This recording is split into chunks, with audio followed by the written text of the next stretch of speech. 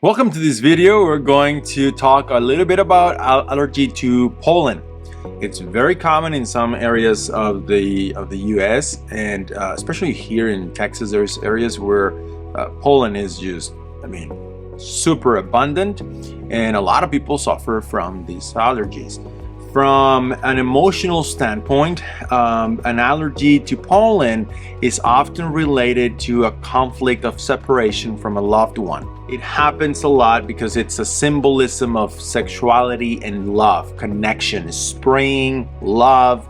Pollen is the male sperm of the trees, and we have a conflict of separation, conflict with sexuality, especially if the conflict happened while I was breathing the pollen. So let's say I had a horrible breakup, and that breakup was in April or March or May, I don't know, depending on where you're at, and the pollen was at its highest. So I'm breathing all these pollen that is the reminder of spring, the reminder of a new love, and I'm going through a horrible breakup. I'm sorry, I'm laughing.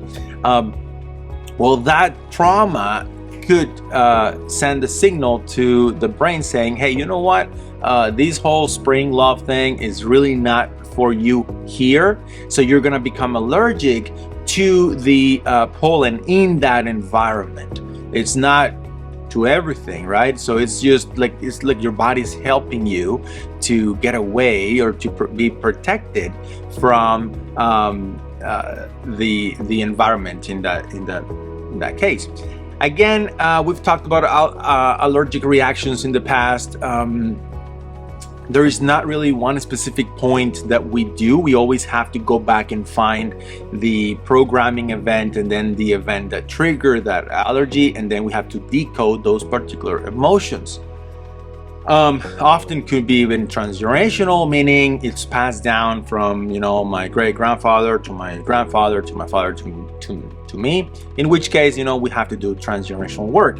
But in the case of allergies that involve, like, the throat and the respiratory system, which pollen, it's mainly what it affects you, I usually do a black side down on the right side of the forehead in this kind of general area, and then red side down on the left side.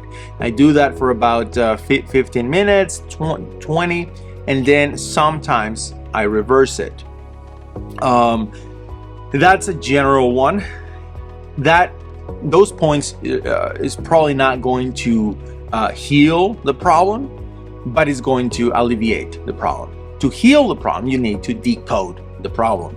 So find the programming event, find the trauma that was linked to it. Often is just related to, I don't feel like this is home, and then I create that particular allergy. Now, when it comes to kids, to small children, especially if they're under the age of like 8, 9, the conflict is probably not going to be their issue. It's not their conflict of separation. It's not their conflict of a lost love or a trauma of a breakup or anything like that. More likely, it's going to be their parents. Their parents went through some kind of emotional falling out of love kind of thing, or conflict. This doesn't have to be during the gestational period of the baby. It could be even months or years prior, but it's programmed in their DNA as a defense mechanism, and then their children will perhaps activate that resource. Okay, I think that's it for pollen. I'm gonna have to do my disclaimer. Magnets are not going to heal you.